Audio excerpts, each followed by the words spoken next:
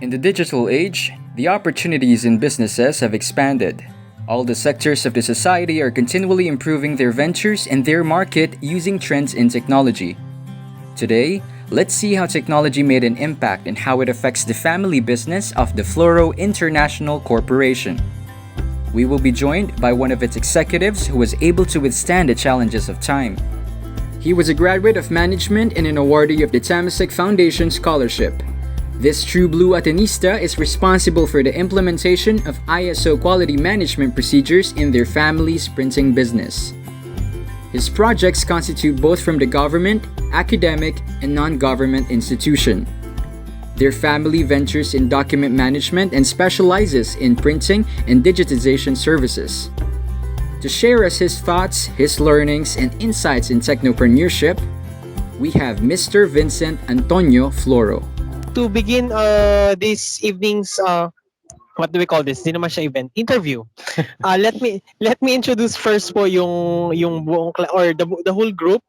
We are from Polytechnic University of the Philippines taking MSECE, and this is one of our requirements po for technopreneurship. We have tonight Sir Danjen. Hello, sir. Good evening po. Thank Hi, you. sir. Good evening. We also have Ma'am Danica, Hi, sir. Good evening. Hi, ma'am. Good evening. and of course si Sir Aldrich po.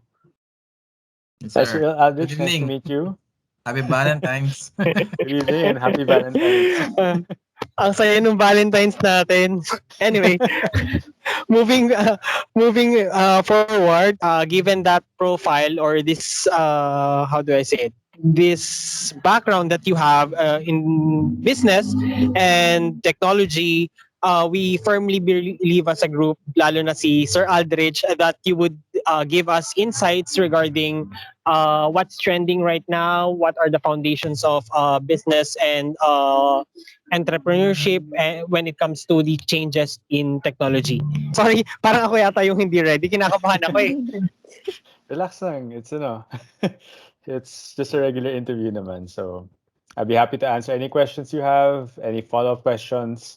And I think based on sa list na binigay ni Aldrich, there are some set questions, I believe. But of course, if you have any follow-up, aside from the ones you've sent, then I'll be happy to answer them. Thank you, sir. Thank you po, sir. Wala naman po tayong pampagaan lang tonight. Wala naman tayong fast talk. Thank you po. To begin this interview, can you give us a background of what you are doing, especially when it comes to entrepreneurship? Okay, all right. So thank you everybody for finding speech. Thank you everybody for choosing me to be your subject for today's interview. So my background really is being in charge of operations, marketing, and essentially business development. So my main title is Vice President for Business Development. And I handle our family businesses, which are Flora International Corporation, which is, I think, correct me if I'm wrong, so Adrich, your main focus for today with regards to software, technological hardware components, and other items like that. Then I also have a responsibility in Flora Blueprinting. So Flora Blueprinting, if you're familiar with construction prints, architectural prints, engineering drawings, we also print that for both public offices or private companies. So I'm in charge of essentially developing the business more, such as finding new machines, new raw materials, incorporating the change in digital technology to a more analog process, which is printing. And of course, one more is Photo. So I don't know if we have PUP at the moment, but we're in charge mainly of graduation coverages, photo video coverage, and of course, with the ever-changing landscape for photography and videography, there's a lot of emerging technology such as drones recently. That's been the trend in the past 5 years. So I'm in charge of essentially keeping the business alive, going for the foreseeable future, and hopefully for many more decades to come. Thank you, sir. What makes you do or what pushes you doing what you are doing right now? What motivates you as an entrepreneur? Okay. So there's one main consideration for that, and if it's of course, I think for all of us naman, common yung answer, family. So pamilya talaga. And not only is it for the benefit of my parents, for the benefit of my siblings, but also for the benefit of my future family. So I am engaged and I'm going to be starting a family hopefully sometime in the near future pag wala na siguro ang pandemic. But that's my main motivation is really to have a business that will enable me to support the ones that I hold dear to me, which is my family, and by extension, friends as well. So that's my main motivation. And siguro in addition to that, it's also I enjoy finding out more about technology, finding ways to pandemic. Everything is much harder now. It's not as easy as it was 2 or 3 years ago, and that finding ways to compete, finding ways to. Sorry, is my audio still okay? I think nagkaroon ng disconnection. Okay naman. Hello. Yeah, Hello, sir. yes, sir, We can you're hear you. still audible po. Alright. Okay. Thank you. We Thank you. just cut the line a little. Okay. Okay. So it's just finding ways to supply new things to the market that also motivates me more. So it's like I have a passion for what I do, and together with the need to support my family, that's what motivates me. Thank you, sir, and congratulations on your engagement. Thank you po. Thank you. I think you have also covered our next question. What made you decide to go in this particular line of business? And uh, can you give Yeah. us something that is very interesting in your current industry? Okay. Interesting. Okay. So one thing with regards to software. So we are primarily involved in software, and Aldrich is aware of the software we provide, which is essentially an electronic documents and records management system. So it's a highly specialized program that is meant to manage your records and documents more efficiently, essentially help you adapt to the paperless environment in the office. So instead of having hard copies, you just scan them or have them in soft formats and place them into the software. Now, before, a few years ago, everything was very standardized. Very similar to Microsoft Word, Outlook, or any other application. It's standardized and applicable to more or less all types of organizations or all types of companies in the market. But over the past, we noticed that there are more customization requests where things they want certain parts of the software or certain modules or components of the system to be more specialized towards their specific needs. So even our development team has considered taking that into consideration, and they're now coming up with ways to customize the software even more. So for example, if you're familiar, everyone's familiar with Microsoft Word. Microsoft Word, you can imagine it's just a clean slate, that's it. But now we have a lot of clients that are saying, I want this added on. I want this feature more enhanced. So instead of sticking with what's readily available, it's more focused now on customization and tailor fitting the software to enhance their user experience. So that's one of the more interesting things that we thought wouldn't be applicable in the Philippine market, especially because usually customized softwares are very few and far in between, meaning wala masyado in the market because customization is very hard to do. And of course, it's very time consuming.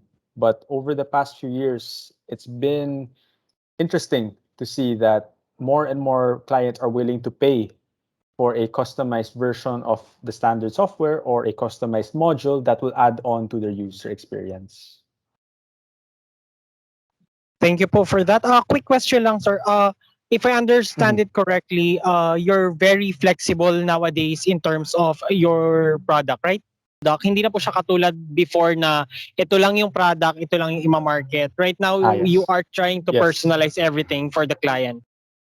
Yes, personalized to an extent. So we still have a base program, But what we tell our clients now is if there are certain components or certain requests you have, we'll study that. If it's applicable and doable, of course, kasi if imposible naman siya, we won't be able to apply it. But based on certain requests, we will be able to make certain changes to the system to tailor fit it to their needs. Thank you po, sir. Ma'am Danica? Ayan, sorry sir. For our next question po, we would like to Yes, ask ma'am. how do you select opportunities or for new businesses or for new market clients and products or products line? How do you select opportunities po? Mm. Okay. All right. So software and digitization services, fluoro blueprinting, which is printing, and fluorophoto, which is photography. We try, when we look at new products and new solutions that we want to bring to market, we first look at our core business. So for what you'll notice among the three of those is that more or less parang related sila to each other. They're involved in reproduction. So fluorophoto is photography, printing is related is a type of reproduction media or service. And of course, Flora International with scanning, whatever we print in Flora Blueprinting, for example, we can scan in Flora International. And of course, the software is related to managing naman those scanned records. So when we look at new opportunities, we first look at what we have right now because it's very hard to do something new when you have no experience doing it. It's not impossible naman, especially with how technology changes nowadays. But if we want to be good at it, we need to see what we can do right now. And then from there, we try and see what businesses or what new products we can try to apply in the Philippine market. And a good example is we're looking right now at a form of advertising software because we have experience in software with the electronic document and records management system. And this software will allow us to play videos and photo media in certain establishments.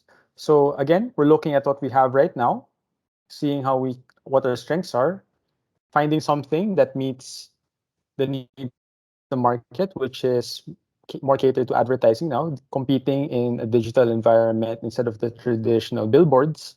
We're now trying to address TV screens, computer screens, or LED board panels, but we have the competency of being able to manage the software since we have experience with that and the hardware as well because you can't run software naman without any computer hardware. So that's how we look for new opportunities. Look internally muna, and then after that, look outside and see how you can meet certain needs in the market. Okay, sir. Understand. Thank you po. You're welcome.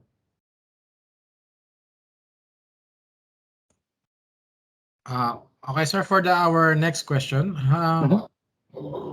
how do you evaluate a market opportunity? How can you see a market Hmm. opportunity? Okay. So first and foremost, we see if it's already being offered in the market right now. So for example, I'll go back to the system we carry, the electronic document and records management system. So when we started carrying that, siguro magto 10 years na. So it's been a while. During that time, when we first applied it, it wasn't a common product. Especially, it's not a common software in the market versus Photoshop, Microsoft Office, that was all readily available. So we knew we wanted to get into the software industry, but we needed something that wasn't offered by a lot of people. Because if you're competing with an established or a readily available product or service, what will make yours different from others?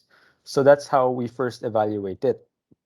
Because if it's, for example, a cell phone, you're starting a new cell phone brand, there's already iPhone, Samsung, Huawei, Oppo, and so many other phones. So how will you make yours different? So we try not to compete with things that are already available. So we tend to go into the more specialized sector that is not offered by a lot of companies or individuals in the Philippine market. Then after that, we take a look at the startup costs. How much will it cost to bring this product to market? And with software, it's very cheap because wala namang investment in terms of hardware. You can start with a laptop, you can start with a single workstation. But if you're bringing, for example, a new type of cell phone, a new type of printer, you have to invest heavily in R&D. Or if you're going to rebrand it, you have to buy in bulk all the stock versus software license key lang. You just tell the supplier, or if you're having it locally developed, just provide the key and you can keep selling the software to many people. So we have to take a look at that because it's hard to start something where you don't have the money to start it, especially because right now it's difficult with rising costs. Supply chain is very bad. Everything is delayed. I think if na-experience nyo yan in your everyday lives, for example, yung mga computer chip shortage ngayon, tumataas yung prices ng graphics cards and other computer hardware. So we factor look at what we think would be the market price. So of course, when you're starting with a new product like the software we had a rough idea of how much we should charge. But of course, with it being new, we're not sure if it's going to be applicable in the Philippine market. So it's touch and go. And we have a term in our business, which is in buena mano price. So what we do is whenever we offer a new product to the market, so now that we've factored in our costs, we go to the price. We don't try and raise the price really high and then go down or pababa. Because if you start off high, you won't be able to make any sales. So what we do is, okay, our first few customers that were willing to take a chance with us, we start with a price like this. And then as we build up our name or as the demand increases, then we're going to keep raising the price until eventually it will reach a point where if people start copying us, alam na namin that they're going to follow our price, or eventually more and more people start joining the industry, then there will be like a price equilibrium where everybody will start charging roughly the same thing to be competitive with each other, and that's where we stop. So when we're evaluating an opportunity right now, for example, the digital media software program right now, we're taking a look at what's available in the market. We then see how much the cost was, and right now we're trying to figure out the pricing because it can't be too expensive, and it still has to be affordable enough for people to try, so that they'll be willing to take a chance with it. Thank you, sir. I just have a follow up. Sure, sir. Have you ever venture in opportunity that failed in the past, or any Ah, setbacks in the business? and the setbacks in the business. If you were to ask, for example, my grandfather, he would have many stories about failed business ventures. Because nobody naman starts na one idea, it works right away. And the answer to that is yes.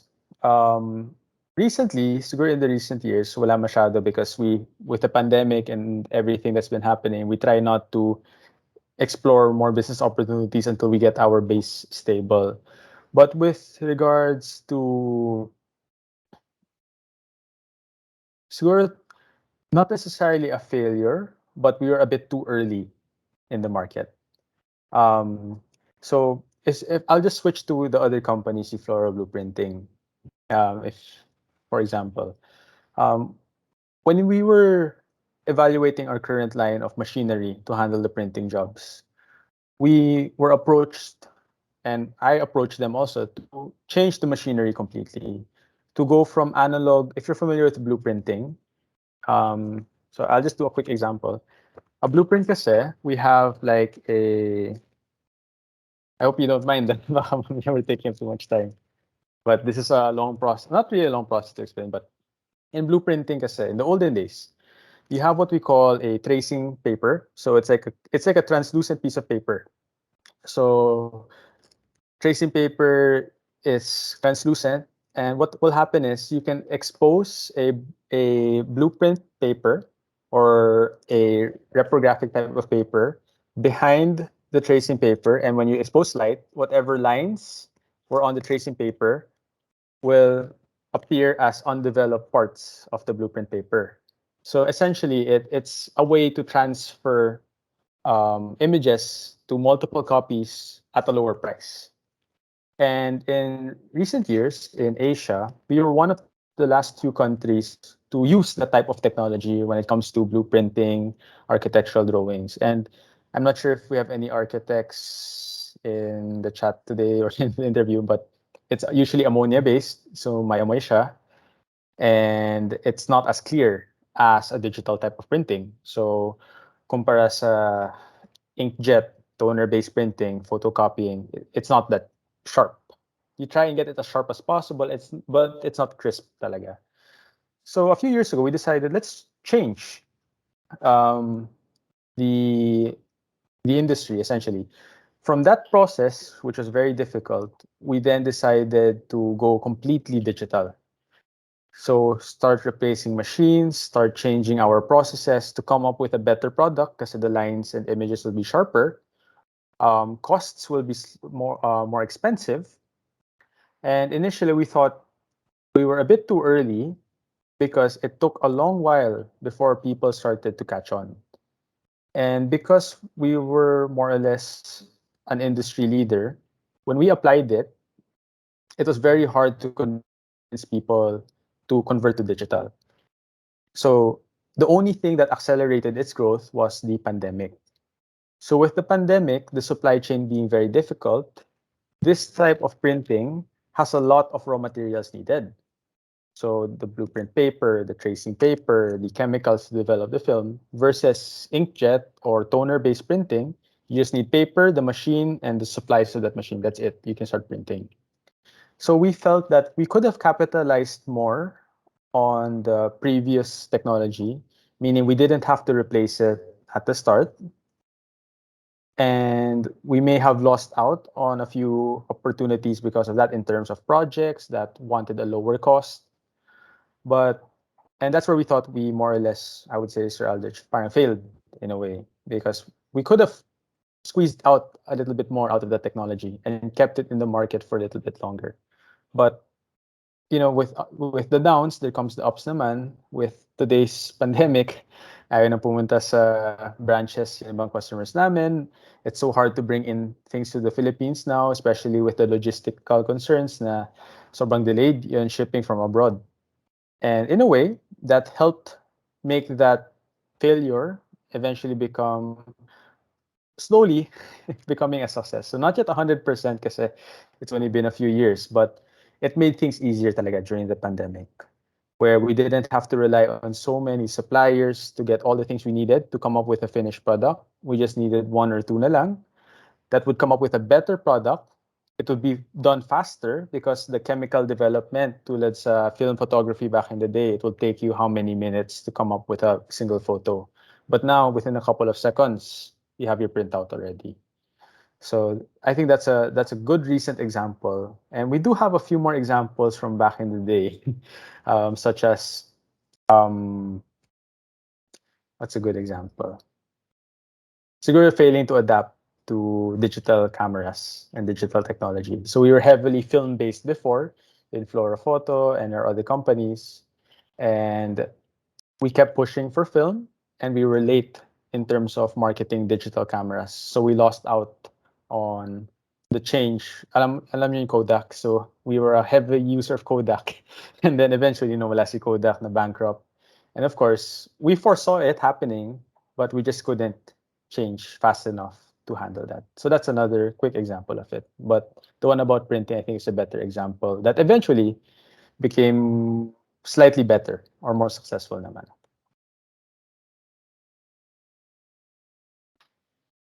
Thank you, sir. I hope that question did not um get a bad memories. Di naman, sir.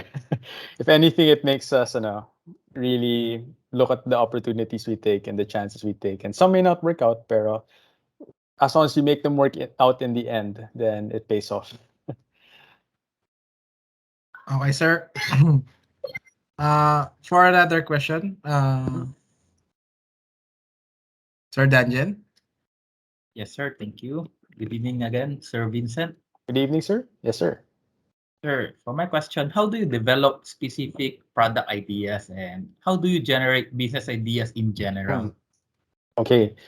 So that's a good question because recently with technology, it's easier to find new business ideas. So first and foremost, we participate a lot in before pandemic in physical trade shows, where we actually go in SMX, or I think the World Trade Center had some expos, and we try and see what's out there. And that's not only the only type of conference we do. We also join a lot of supplier conferences. So, for example, we have some suppliers with scanners, scanning technology. Whenever they have a expo, or right now with Zoom events, we always participate, whether or not we think it's related to us. So, if it's not too related, who knows? Maybe we'll carry it later on. So, we participate in a lot of these expos and conferences to see what's out there, mostly here in the Philippines. But if there are opportunities abroad and it's affordable and it's more or less related to us, we also try to participate in things abroad. Because even though we're a developing economy, meaning the Philippines is, I would say, I don't know if you'd agree with me, now one of the more or less tigers in Asia in terms of growth for the economy, technology, because we have a very young population that's very driven. There are certain things that we cannot find here versus things that we can see in the US, for example. So, although we don't go to the extent of visiting Silicon Valley naman, or viewing all these big tech companies, there is a lot of new innovations being done abroad. And because we're still classified as a developing economy, it sort of gets delayed when it comes to being applied in the Philippines. So we also try to participate in international expos online right now. So, for example, we had one recently with printers and scanning technology, organized by the mother companies of all of the famous brands you know in the Philippines. But of course, it's coming from another country. So we try and look what they have or what they're offering in the US or in other regions. And of course, it isn't one-to-one naman, meaning what's applicable to US or in Europe, other countries, isn't applicable to the Philippines exactly. But it doesn't mean it cannot be adapted to our Filipino taste. So when we see these things abroad, if we think it's valuable to the Philippines later on, then we try and see how we can apply it here. But that's the main way we try and find new product ideas for external factors, meaning for things we see outside. And of course, there's the usual news articles, videos you see on YouTube. So just a little bit of research here and there, light reading. And sometimes you find something new over there that could be applied pala in the Philippines. So, for example, the idea for drones that we apply now in our photo and video coverage company sa YouTube naman, all the famous vloggers abroad that are in the US or very picturesque cities, they fly the drones around and then they show to the audience all these drones. And we said, hey, pwede pala yan sa Philippines. We can bring that in for our own company. Why isn't anybody, or at the time, there weren't a lot of people. So we decided, let's try it out. So, for example, for Ateneo, LaSalle, we flew a drone around PICC. During that time, hindi pa strict sa airspace rules near the Pasay area. Pero ngayon, bawal na.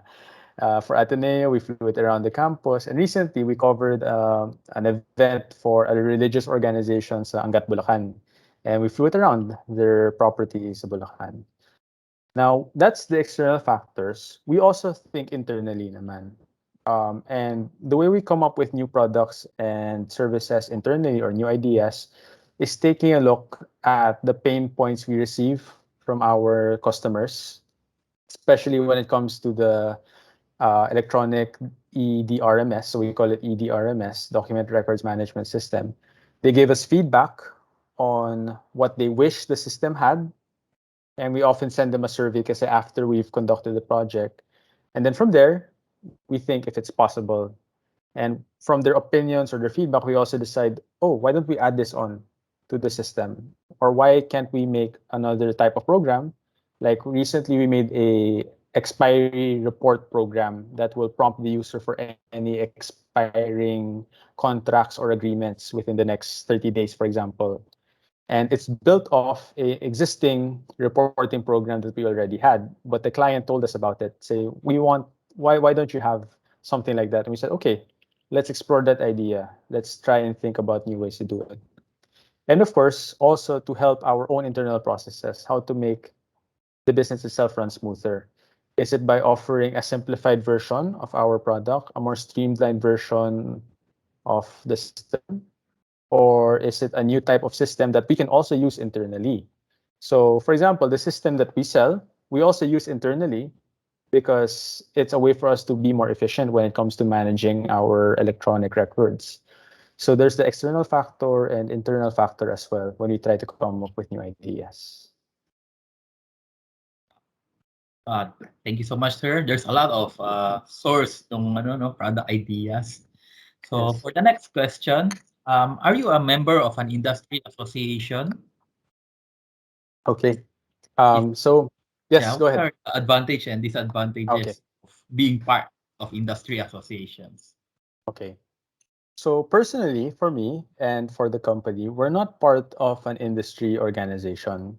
So we're not part of a technological group or a group of technological professionals. And for us, kasi, it's not that we don't see the value. It is valuable. It is good for networking. But for us, because of essentially our wide scope of services, it's also hard to be members of multiple organizations or limit yourself to one organization. So what we do instead is we sponsor conferences by these organizations. So what we do is, even though we're not a member, we approach them, or sometimes they hear about us, they approach us to sponsor certain talks. Or for me, I was invited to be a speaker regarding the system that we sell to an IBM organization, or so an IBM group of companies that have IBM hardware installed on their current infrastructure. So we're not part of an organization, but we try to participate as either sponsors to these conferences, kahit maliit lang na logo, or we have a one-pager advertisement on their program. We try to do that just to get our name out there and expose ourselves to more individuals. But I do have colleagues from other companies that are part of professional organizations, especially when it comes to the IT professionals of the Philippines. Um, I think there's one called ITIP. I think that might be the one. Um, ITIP. I forget, or IPIP. I forget the name exactly, but I have a few colleagues that are part of that, and it's usually individuals who work in the technological space, whether it be telecom, security software. They're all part of that, and they have a big group. And I see the value in it, that it's good for networking talaga, being part of these organizations. You really meet a lot of people from different companies na you might work with later on, or you might even work for later on, or you might even compete against the future if you decide to put up your own thing. So there is value in that, but for us, we just decided, let's be a bit more impartial, meaning we're not part of the organization, but we're happy to help them with sponsoring events, or if they need guest speakers, we'd be happy to do so as well. All right. Thank you for that, Sir Vincent. And then for the next question, do you network with government, non-government, and academic agencies? Based on your experience, what are the advantage and disadvantages of networking with these organizations? Okay, so yeah, there's three parties in that Yes, question: government, government, non-government, government, and academic. academic. Okay, the answer is we network with all of those organizations. So let's start first with government. So as I guess Sir Aldrich also mentioned to everybody, now we have a lot of government projects and government clients. So that's where we mainly make our connections. So we just have the benefit that we've been doing it for quite a while. So we have a good network, meaning we know people from different types of organizations, from all the way up in Ilocos Norte with the civil registries, all the way down. We have some recent clients during the pandemic with the Bangsamoro Transition Authority in Mindanao. So we have some clients there as well. And the advantages with networking with government, let's start with government muna, is the fact that government agencies, especially, I mean, Sir Aldrich is part of a government agency, they they like to talk amongst themselves talaga. You might be only talking to one government agency right now, but usually they have friends or they have co agencies or sister agencies. They work closely together that they tell their opinion or recommendations to that particular agency. So from agency one, they give feedback to agency two. Agency two is also interested therein. Then agency three hears about it also because they saw the agency two had this project. And then from there, they approach you as well. And what in government also is we see a lot of movement between personnel and government agencies. So some individuals stay in a single agency their whole life. We call them career. Career talaga sila. They have long-term plans to stay in that specific government agency. But the trend with the younger generation, lumilipat-lipat sila depending on which has the better offer, location, what has better projects for them. And when you've networked with them, when you've had that relationship with them, then when they go to a new agency, they try to see if what they learned from the previous agency or the project they had as software can be applied also to that government agency. And then we see na lang after a few months that there's a bid or there's a project. And of course, we want to participate because it's very similar to other projects we participated in. So the main advantage with government is the possibilities are more or less endless because the government is the biggest customer and the biggest employer in the Philippines. And it's really common talaga that they transfer or government agencies work closely together to come up with a project. So that's with government. It's really an advantage. The disadvantage lang, it's not really a disadvantage, but more of the challenge is, of course, with government, there's always a yearly budget. It needs to be planned the year before. So there's a lot of waiting. There's a lot of no responses because although they're interested to start, if they don't have the budget or if na-reallocate in budget, then mawawala yung project and you have to wait. We've had an experience. We waited siguro 5 years and 15 presentations. Eventually, natuloy yung project, but it took a long time. So there's more, not necessarily red tape, but it's just a longer process talaga. And it's more competitive because in government bidding, if you're aware, it's not necessarily lowest price wins, but it's lowest compliant price. So price is a major factor. Now you have to be compliant with the specifications of the project. So you have to be aware of how many people will be able to participate because everybody, as long as you have certain requirements, can participate in a government project. So you're competing with a lot more companies or individuals, but there are a lot of opportunities there. Then let's go naman to non-government, so private organizations. So when we network with private organizations, so this is where we really work a lot with IT personnel or what we call the end users or managers of the system.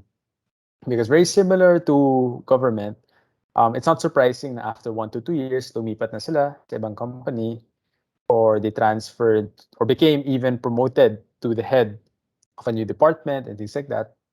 And the main benefit with that is um, government clients, I would say, are easier to work with. Meaning it's less formal when it comes to negotiations, when it comes to talks. There isn't a, if you're familiar with RA 9184, I believe, I said the procurement law, but there isn't like that for private companies. So you don't have to go through the bidding process. You don't have to wait for a project to be published, wait for certain dates.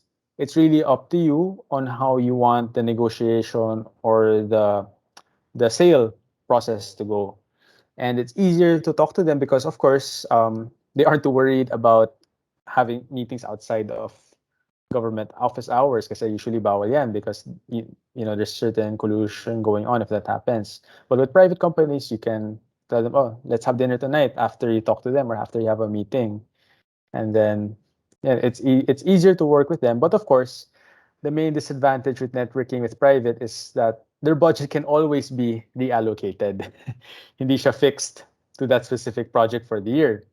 Kasi si government, if nasa budget na nila for 2022, you can't suddenly not push through with the project. Versus private companies, okay, you agree with everything, 2022 dapat yung project, but they can always say, management decided to reallocate the budget na lang to this department, or sabi ng owners ng company na wag na lang muna because we're trying to save money during the pandemic, which is true. It's very difficult now to sell to private companies because a lot of them are trying to save. Even us, we're trying to save on our costs just to make sure na sana this year, if wala ng pandemic, we'll be better off than where we were in 2020. So that's a disadvantage with networking with private companies. And there aren't that many opportunities in private companies or when you network with private individuals. It's more closed off between companies. Uh, Whatever they apply inside one company, kasi it's more or less a secret towards their competitor versus a government agency. You don't see each other naman as competitors.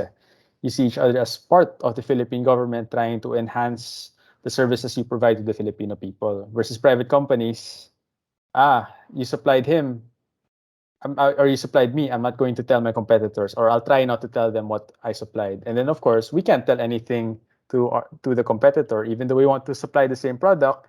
We can't say that company A is our client because, or we can't say our experience about that because we're bound by non-disclosure agreements as well. Then with academic agencies, we network with them, but not for the purposes of securing projects or not for the purposes of trying to really earn from these organizations. So a good example is we have a lot of school clients, both public and private schools, and we do offer special pricing to these schools because essentially schools are nonprofit organizations and they're part of the academic world that's providing education to the younger generation of Filipinos. So we try to network with them not for the purposes really of making sales. Of course, that's secondary nila, but for example, when we had some cases where a university would invite us to do talks about technology, about records keeping, digitization processes, maybe even printing, and we'd be happy to participate in these talks. And when we network with organizations like this, even foundations, so we also have some foundations that are our clients, we do it for the idea that we're trying to educate the industry about what we offer, about the products we carry. And hopefully later on, when they do transfer or they do start working in certain agencies or in certain companies, they'll remember that we did a particular talk in their school about this program or about this software. And hopefully, we'll get a call na lang or an email from our website that, oh, I remember that you presented in this when I was a student back in the day. Would you be interested in showing a demo of the software to management or something like that? So there is the disadvantage with schools is that of course they have a tighter budget. Sometimes you have to do it more or less for free, so you don't expect anything in return. But of course, because they're part of the academic world, it helps educate the industry on trends in the market, and hopefully they'll just remember your company or your product. All right. Thank you so much, sir. Then, yep. Next question will be given by Nika.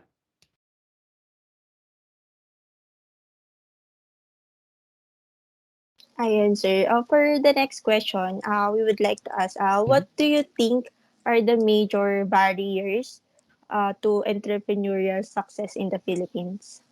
Okay. So when I saw this question, when Aldrich sent it over, I said, oh, medyo marami yung barriers to entry to the Philippine market. So let's start first. Um, Number one, of course, when you're an entrepreneur, you don't necessarily start off muna as a company. You really start off as an individual. So sole proprietorship. Right now, recently, it's very easy to register with DTI.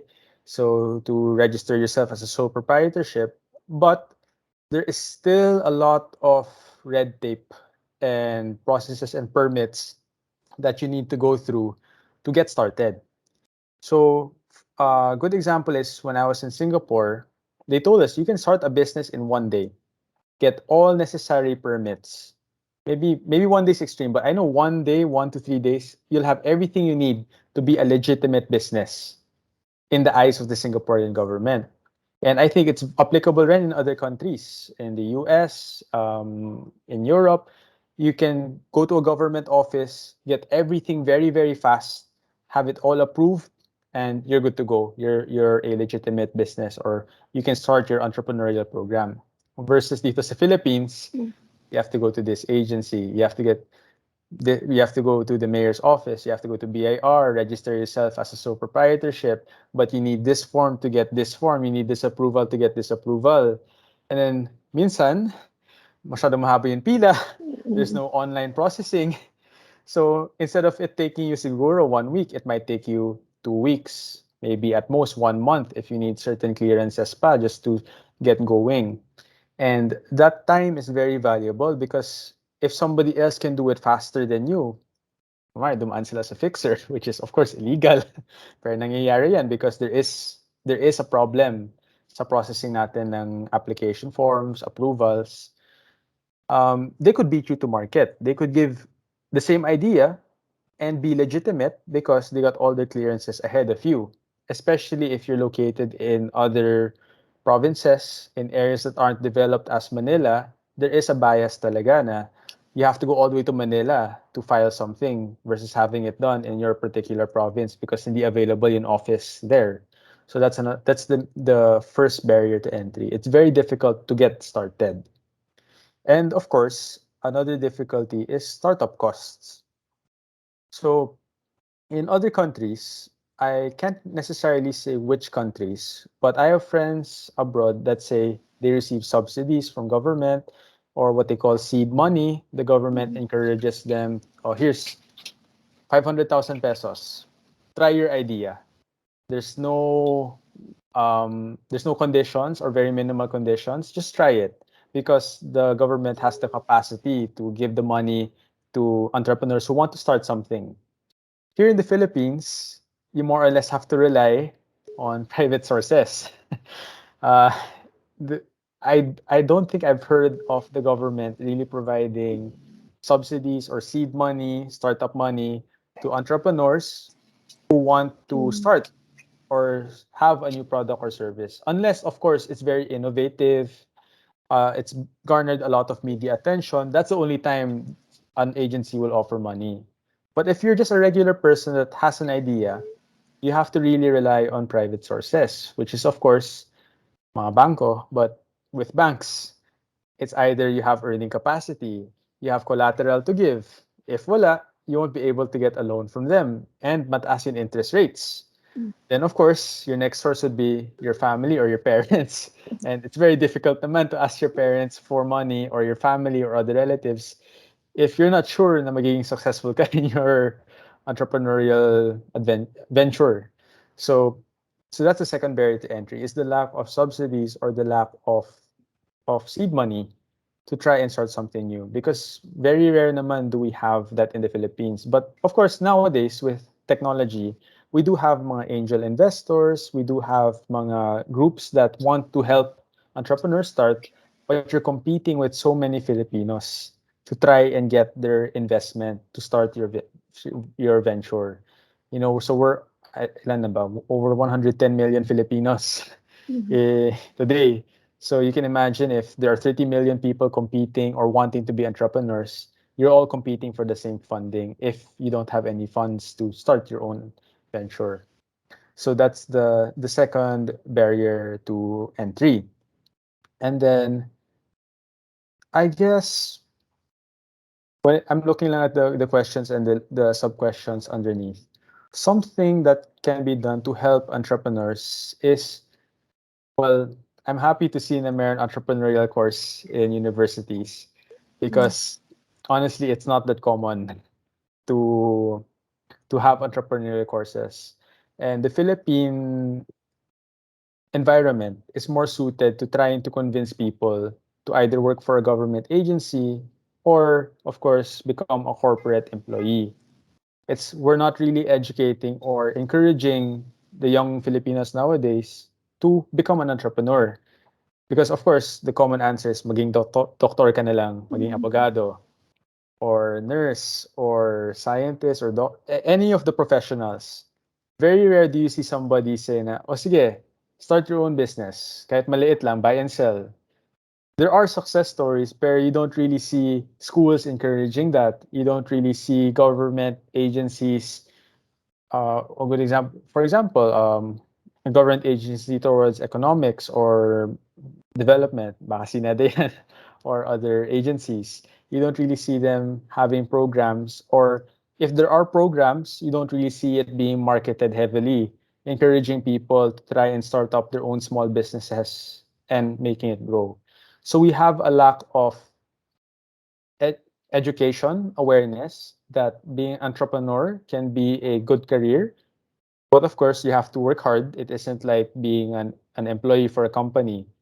Now, for example, with the pandemic, we have some staff na pag umuwi, they don't have to worry. Versus kami, we have sleepless nights. During the start of the pandemic, we didn't know if we'd be around for another few years or another few months, especially in first ECQ, 2.5 months or 3 months walang work. We wouldn't know if we would be around after the 3 month period, especially if continuous lang yung mga costs for it. So that's where we need to have a stronger base. We need to tell people na it's try being an entrepreneur. Don't make being a professional the parang the safe answer. Because also that's not also a guaranteed demand because it's also hard to become a professional. So it's more of being a risk taker. We need to encourage the younger generation now to take risks. Kasi I don't know if you'll agree with me, but the younger generation now medyo risk averse sila eh. They want more safety rather than being risky. But of course, higher risk, higher reward. So that's where we lack. And another, I would say, um, barrier to entrepreneurial success is also in relation to really to the government subsidies talaga because we have very expensive electricity. Um, the reason why I think solar car or I mean battery powered cars EVs will not be a thing in the Philippines for the foreseeable future is mahal si Meralco. Aircon pa lang sa gabi, you're worried na about your bill at the end of the month. Versus other countries, they have other renewable sources of energy. Electricity is very cheap. They can have electric cars. Nobody has to worry about yung aircon nila. Pwede 4 horsepower aircon sa kwarto nila and okay lang yan kasi cheap naman yung electricity. Eh sa atin, yun, unless inverter siya, 24/7 tumatakbo, magiging 20,000 yung bill, 30,000. So that's another thing. Our government needs to try and lower our costs, our utilities because our water is expensive, our electricity is expensive, gas is getting more expensive, which is our main mode of transportation. Alam ni Sir Aldrich yan, nasa Pampanga siya ngayon. And the fact that there, especially during this pandemic, a good example is although they told landlords to freeze rent for 3 months, at the end of the day, we still had to pay rent during the 3 month period. Versus if they gave a subsidy to pay the landlords or that businesses could apply for to pay their landlords, that would have helped entrepreneurs or that would have helped current businesses and of course individuals not be afraid to start their businesses. So it's really a lack of developing certain industries and utilities that would help encourage Filipinos not be worried about the rising costs and the costs needed to start a successful business here in our country because it really is expensive. And of course, I think now with the pandemic slightly over or medyo patapos na, everybody's coming back na to Metro Manila. Bumabalik na yung traffic. And of course, there's rising prices with traffic, rising prices with rent. And it discourages people from taking a leap into being an entrepreneur. So I think that's the main barriers to entry here in the Philippines. Okay, sir. Thank you very much. Then, for the last question, Sir Aldrich, you may ano pa kasi mo po. Sir Vincent, what advice would you give to an aspiring entrepreneur like us? We're in our subject. We're taking a master's in Mhm. electronics engineering, but in our curriculum, we're Mhm. given this subject, technopreneurship, which Mhm. gives us what they call this more foresee the technology being preneur, meaning business, not Mhm. just being masters with a degree for a Mhm. corporate world, but start our own businesses. Mhm. What do you? What will you give us an aspiring Okay. entrepreneur advice? Okay. So that's a very good question. It's a very broad question, and there are different ways to answer it. So I'm gonna be a bit more, parang give the usual default answers, but I'll tell my experience as well. So when you become an entrepreneur, a business owner, starting something, you have to be prepared to stay or to work hard for it in the long term. It can't just be, I'll try it for 1 month, tapos na. If successful or hindi in 1 month, then I'll decide from there. You need to be willing to do it long term talaga. You won't be able to start it in 1 month or be successful in 1 month. Even within 3 months, 6 months, it's really at least a year of working hard towards making your endeavor successful, your business successful. And of course, that longer dedication also means you're going to have longer hours in the day. You don't clock in at 8, clock out at 5 or 7 or 4. For my example, commonly my day ends at siguro 11 p.m., 12 midnight. Especially with the pandemic na you're trying to catch up to the lost years, 2 years in pandemic so far, I think 2 years. You're trying to get back everything or get to where you were before pandemic. So you're going to have longer hours. And you can't have the mindset na employee lang ako. So you own a business but you only see yourself as an employee. You can't think that way because your problems don't stop at 5 p.m., 6 p.m. They continue until after that, until when you get home. Because you can't just tell yourself na, sige, matutulog na lang ako. I'm going to sleep and then tomorrow na lang yun problem. You can't eh. You really have to stay up until you get it done. And a lot of people don't like that or they're afraid of that kasi they want to be more comfortable. They want to be able to spend time with their family, which is of course everybody wants that.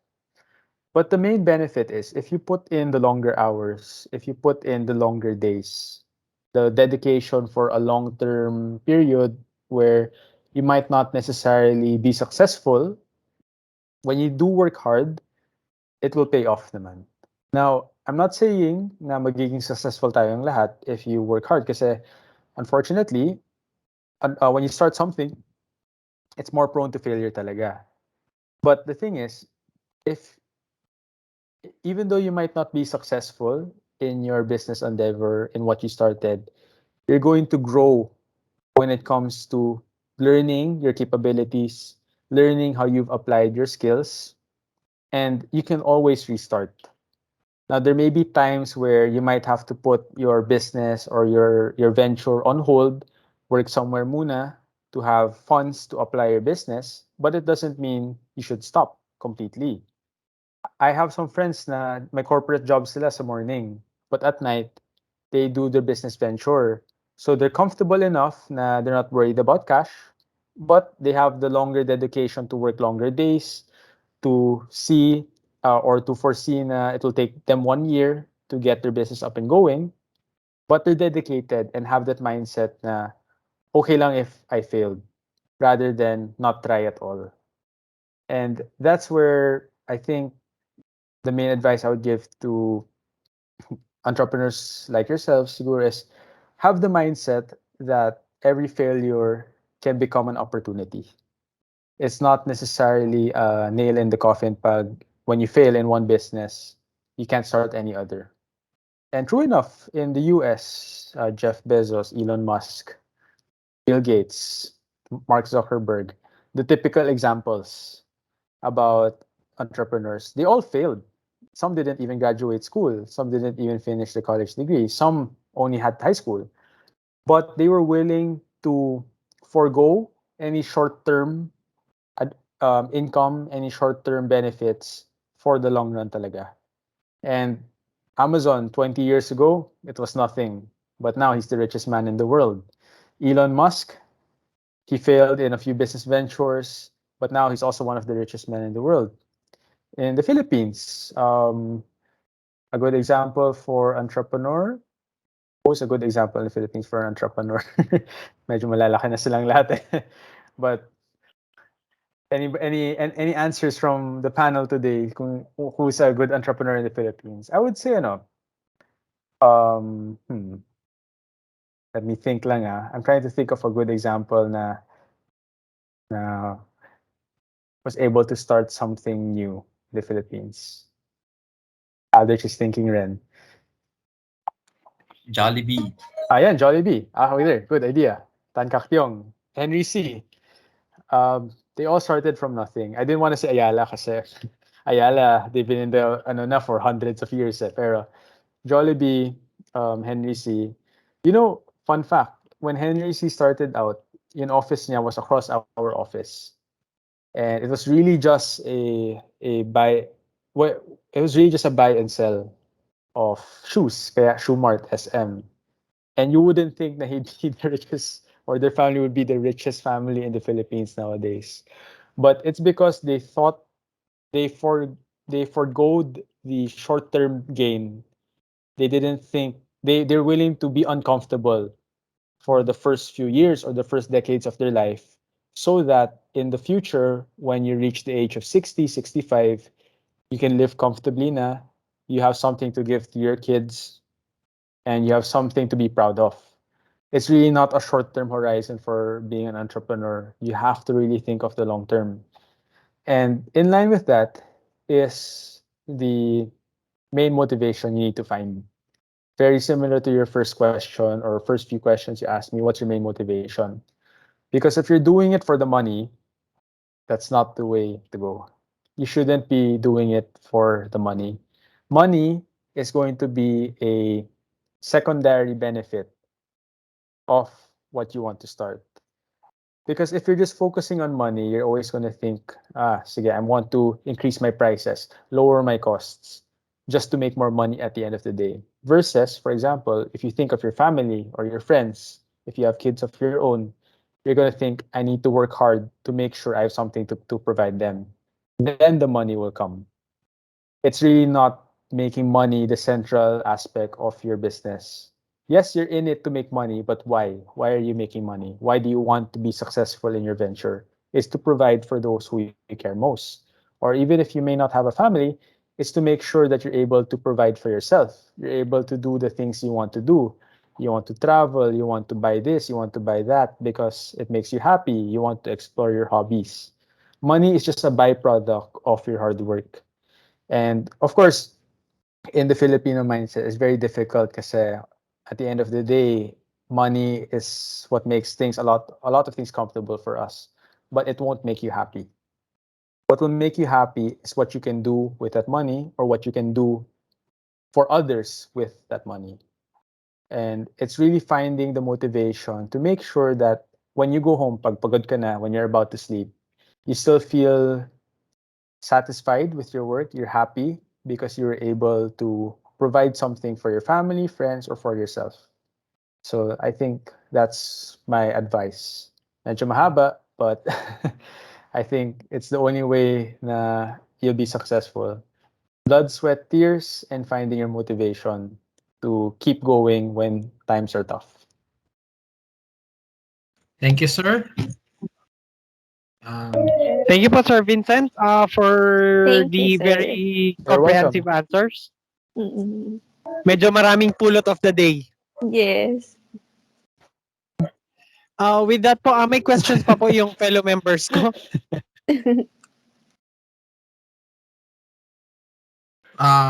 ako po, sir, wala.